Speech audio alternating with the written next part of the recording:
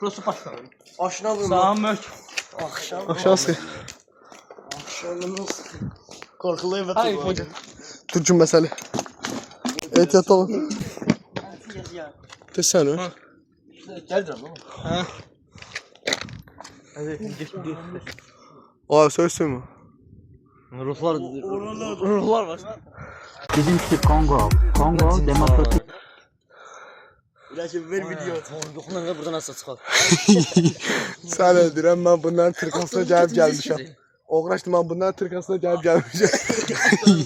Onda ağlaman Ben onlar. videomu çəkdirəm. İkimiz onlar. Valla Türkiye'ye gelmişim. Səni gözləyirəm mesaj.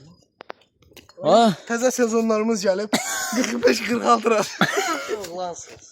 iki oğlanıq, oraya girməyə bizim oğlanlığımız satmıyor.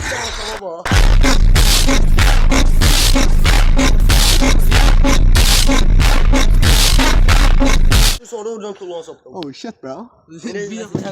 Oy, Mazak çıxar abi. Temeli. Ayakkabılarının sezonu bunun yüzünden kurtardı. hamısı satdı da Buna nə? göre de ne neydi? Mani. Bura yok. Məşim, gəl burada bağlayıb orada açarıq. Baba. Satırıq ya, çok az qalıb. Çoxba. Ya çok az qalıb. Sakin.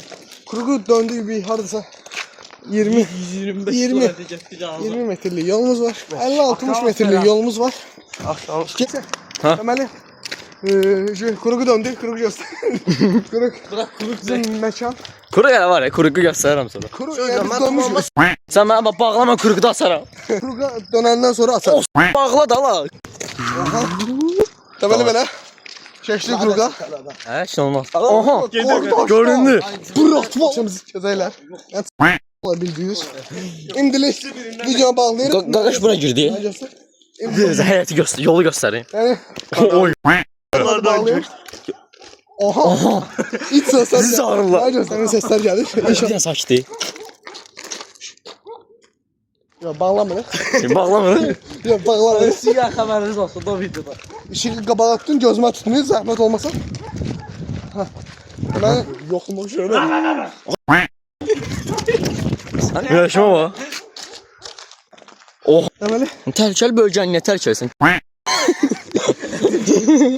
qorxusu var. Ya aslında Allah şeytanlasın, mən otomatikasindən qorxmuram.